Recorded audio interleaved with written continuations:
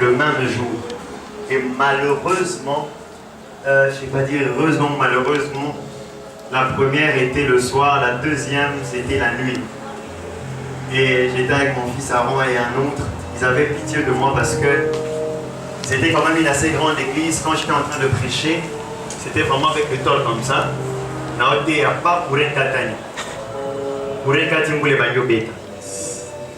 Donc vous comprenez que Makele la mboula, na batol, et mon akati na tindi, j'ai envoyé la louange. On a louangé, on a louangé, on a louangé. Bah, c'est glou. Quand on finissait les cultes, je marchais comme si on était en train de me pousser. Et dans leur tête, ils se disaient, ce monsieur-là, c'est fini pour lui. Quand on est allé à la veillée de prière, je suis monté sur la chaire à minuit. Je suis descendu à 4h. C'était combien? 4h combien? 4h30. J'étais sur la chaire de minuit à 4h. J'étais là.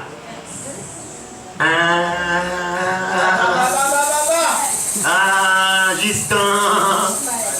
Quand on a fini, je suis allé clôturer. À 5h, on est venu me chercher. Je suis allé clôturer une retraite ailleurs.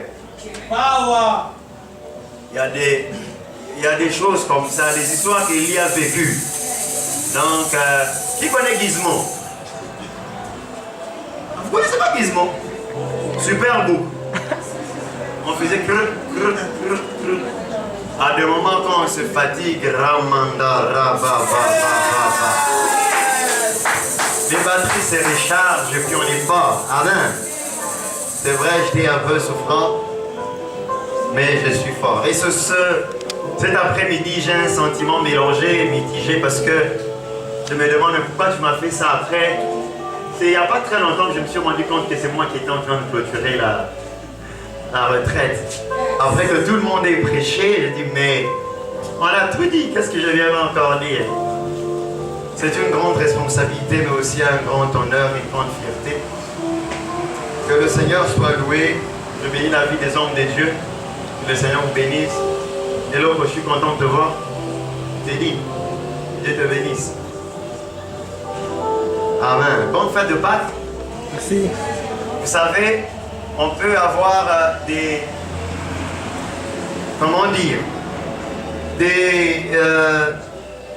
De points de vue différents en ce qui concerne la Noël. Quelqu'un dit sur mon date d'anniversaire, sur un calendrier. Merci, tout le monde a ses points de vue par rapport à la Noël. Mais par rapport à la Pâque, il n'y a pas question de point de vue. Alléluia. Nous sommes en train de vivre la semaine la plus importante de l'humanité. Bien-aimés dans le Seigneur, permettez-moi de parler un tout petit peu de la Pâque avant que je ne parle de ce qui m'a été demandé de parler cet après-midi. Vous savez, c'est pendant cette semaine que l'histoire de l'humanité a retrouvé son sens. Pendant la semaine où Jésus a fait ce qu'il fallait être fait, ce qu'Abraham n'a pas pu faire, ce que Moïse n'a pas pu faire, ce qu'Élie, ce qu'Aaron n'a pas pu faire, mais ce que Jésus lui-même a pu faire. Et il y a beaucoup de choses que j'aime par rapport à la Pâque, mais il y a une chose que j'aime par rapport à la Pâque, c'est la précision avec laquelle le Seigneur a agi pendant cette semaine. Est-ce que quelqu'un est avec moi? Amen. Oh, est-ce que tu es là? Oh, est-ce que tu es là? J'aime la précision avec laquelle le Seigneur a agi pendant cette semaine. Et il y a une chose que j'aime, c'est que la Bible répète une phrase afin que s'accomplisse ce qui avait été dit. J'aime ça parce que ça me fait dire. Et il y a une chose d'ailleurs qui m'étonne, c'est que pendant que Jésus était à la croix, il était en train de mourir. Je reviendrai un tout petit peu en arrière pour parler de l'histoire, mais j'aime une chose, c'est que la Bible dit que quand Jésus a remarqué que tout était accompli, tout avait été consommé, il a dit que j'ai soif. J'ai étudié les Écritures, je me suis rendu compte que j'ai soif de Jésus n'avait rien à voir avec notre salut. Est-ce que quelqu'un est avec moi? Si Jésus ne disait pas j'ai soif, on serait sauvé. Est-ce que quelqu'un est là? Est-ce que vous êtes là? Si Jésus ne disait pas j'ai soif, on allait être sauvé. Mais la Bible dit, il a dit j'ai soif pour une seule raison. Pour que s'accomplisse tout ce qui avait été dit à son sujet. Je suis en train de dire à quelqu'un que les choses que Dieu a dites à ton sujet, même si toi tu les as oubliées, lui ne les a pas oubliées. Oh, j'ai pensé que tu allais dire un meilleur accomplir ses projets dans ta vie dans les moindres détails. Et quand je parle de détails, il y a une chose que j'aime, c'est que vous comprenez, l'histoire de la Pâque, l'histoire du salut de l'humanité est une histoire assez juridique, est une histoire qui implique beaucoup de choses. Mais la clé de la chose, c'était la chose que Jésus devait faire. Qu'est-ce que Jésus devait faire?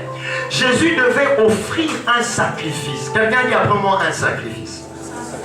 Or, le sacrifice qu'il devait offrir, c'était le sacrifice qui était, comme qui dirait, proportionnel au seul sacrifice que le souverain sacrificateur offrait une fois l'an pour le péché du peuple. Et lui, cette fois-là, il ne devait pas l'offrir une fois l'an, il devait l'offrir une seule fois pour toutes. Or, la seule personne qui devait offrir ce sacrifice, c'est un souverain sacrificateur.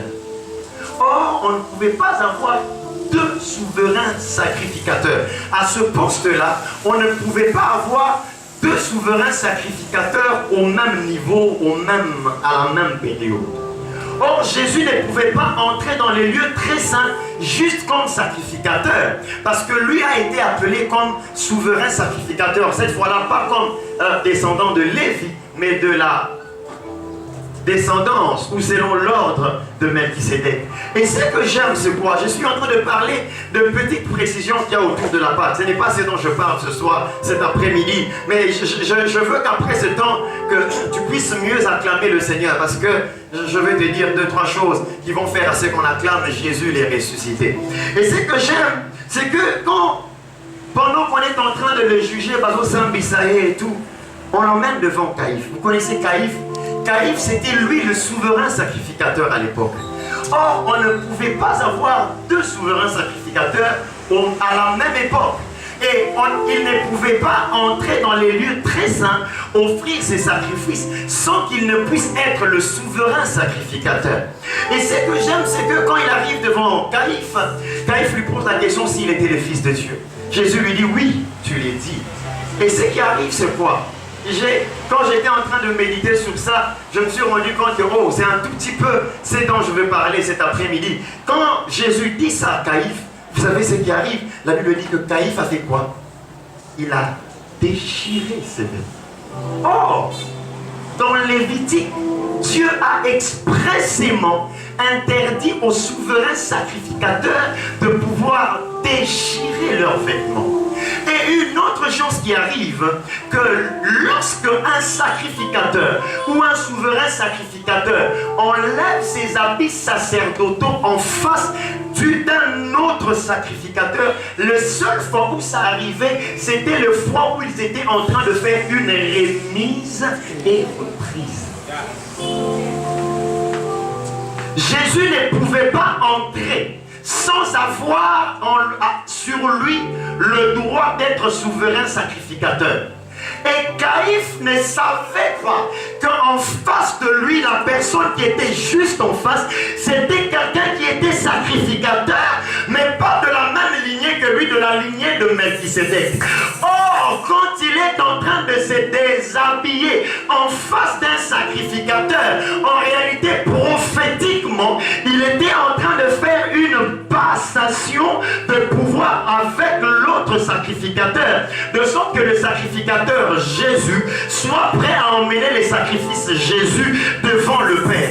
Je suis en train de dire ceci, c'est qu'il y a une chose que j'ai aimé dans ce texte, c'est que cet homme était en train de commettre une erreur. D'après les hommes, on peut dire que c'était une erreur, mais d'après Dieu, c'était la chose qui devait se faire pour que Jésus entre dans son office. Cet après-midi, quand je venais, le Seigneur m'a dit, dis à quelqu'un qu'il y a des gens qui vont commettre des erreurs pour que eux puissent entrer. Ah, voilà comment tu me dis amen, parce que tu ne comprends pas. Je suis en train de dire qu'il y a des gens qui feront des choses sans comprendre.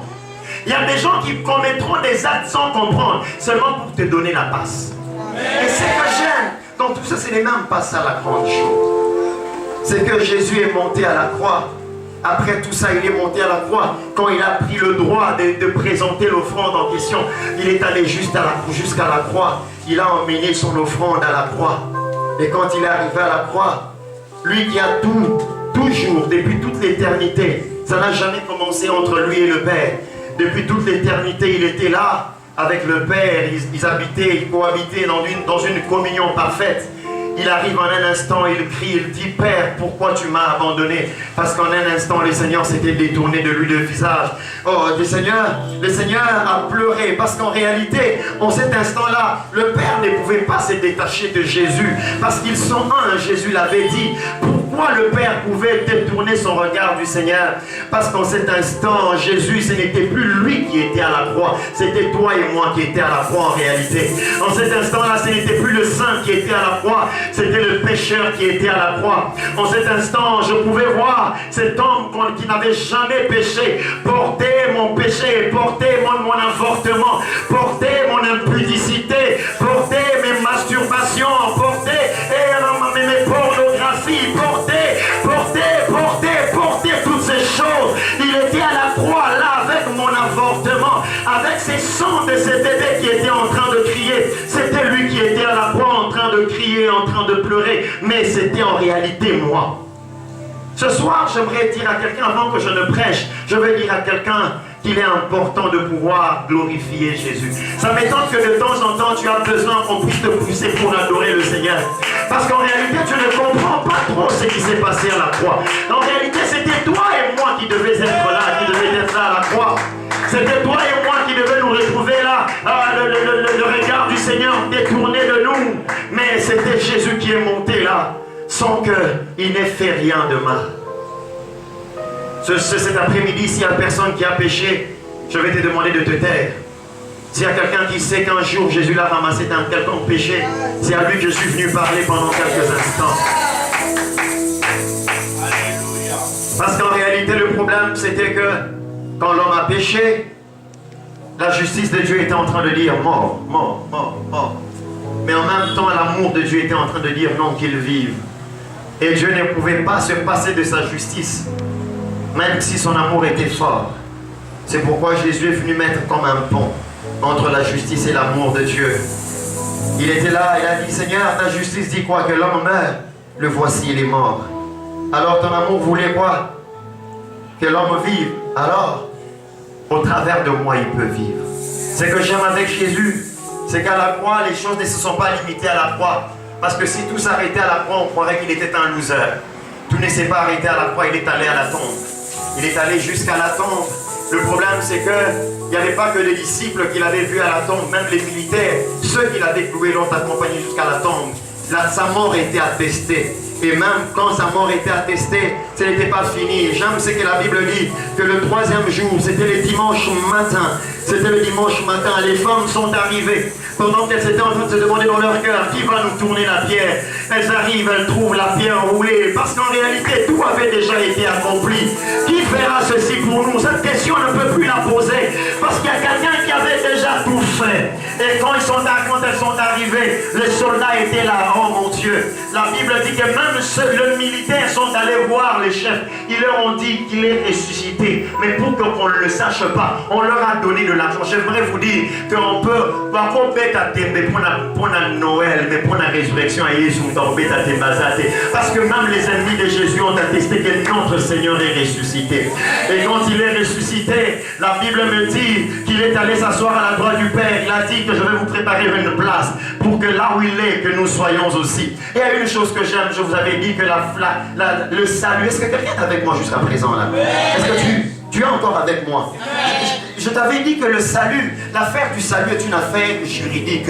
Vous savez, la Bible dit que l'ennemi, Satan, c'est notre accusateur. Est-ce que vous êtes avec moi? Satan, c'est l'accusateur. Jésus se présente comme étant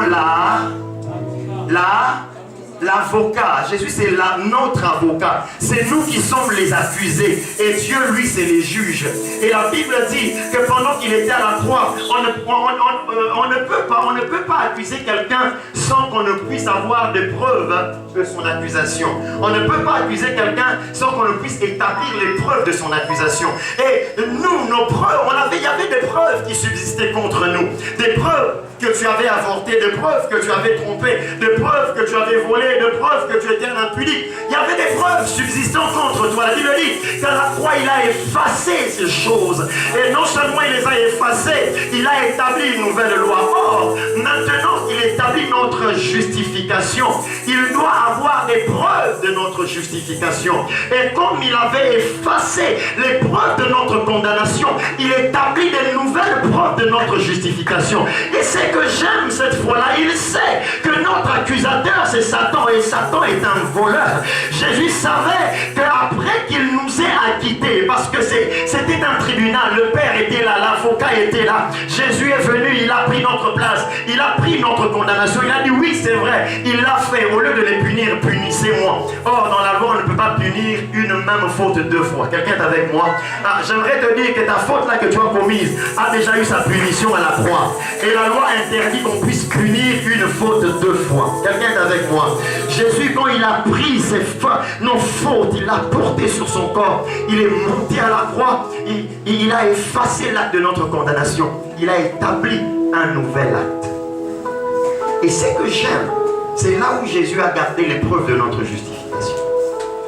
Si tu lis dans 1 Corinthiens chapitre 15, la Bible est en train de parler de la résurrection. À la résurrection, la Bible nous dit que quand nous allons ressusciter, le corps corruptible revêtera l'incorruptibilité. Celui qui va mourir moiteux, infirme, va ressusciter sans infirmité. Et on dit que c'est le même corps que Jésus avait revêtu après sa résurrection. Mais ce que j'aime, c'est que Jésus, après sa résurrection, normalement, il ne devait pas avoir des imperfections sur son corps, parce que ces corps-là devaient porter l'incorruptibilité. Mais quand il rencontre Thomas, il dit à Thomas, viens, touche. Il y a encore les traces de mes clous. Normalement, un corps glorieux ne doit pas porter ces genres d'imperfections. Mais Jésus a voulu porter ces imperfections sur son corps éternellement. Comme des preuves de ma justification. Le jour où Satan osera lever le doigt, Jésus ne va pas parler. Jésus ne va rien dire à Satan. Jésus va aller vers le Père. Il va dire au Père, Papa, est-ce que tu t'en souviens, mon Dieu? Est-ce que tu t'en souviens?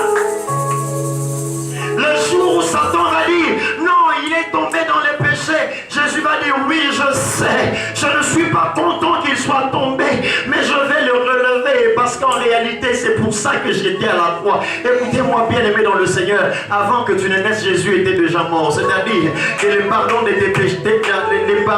péchés qui n'existaient pas encore avaient déjà été établis. Il y avait déjà en réserve les pardons des péchés qui n'existaient pas encore. J'aimerais dire à quelqu'un qui est en train d'être blâmé, brimé par Satan à cause de ses erreurs, moi je ne t'encourage pas, mais je ne mérite même pas non plus que Satan puisse c'est parce que tu as fait quelque chose de mal. Relève-toi, avance, parce que Jésus a déjà vaincu. Je suis en train de voir le Seigneur s'élever et dire au Père, Père, pardonne-le, parce que moi, regarde, Jésus a sur lui la preuve. C'est pourquoi ton péché, les preuves de ton péché n'existent plus, mais les preuves de ta justification existent. Et ces preuves existeront jusque dans l'éternité. Et c'est Dieu qui a fait ce genre de choses. Qu'est-ce qu'on peut lui donner? La Bible dit dans Psaume 49, le pardon de leur, les rachats de leur âme est cher. Et cela n'aura jamais lieu. Bien-aimé dans le Seigneur, certainement c'est par là que je finirai toute mon intervention. Mais j'aimerais déjà te dire cet après-midi qu'il ne serait pas important de venir et de sortir de cette retraite sans que ta vie soit sur un autel, disant au Seigneur, je m'offre à toi. Il a tout donné pour nous et il ne nous demande pas grand-chose.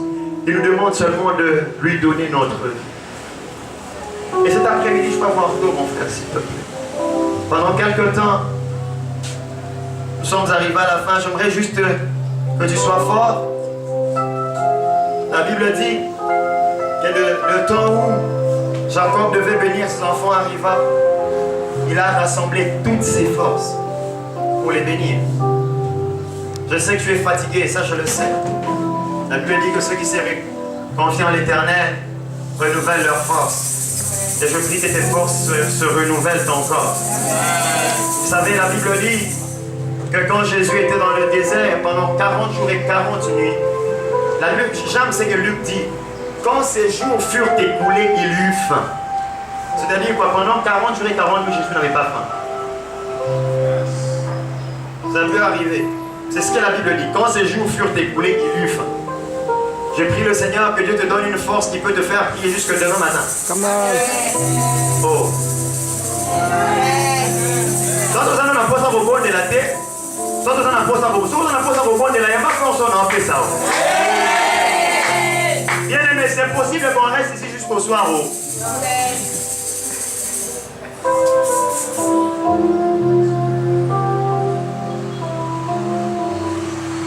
Je veux juste qu'on adore le ressuscité.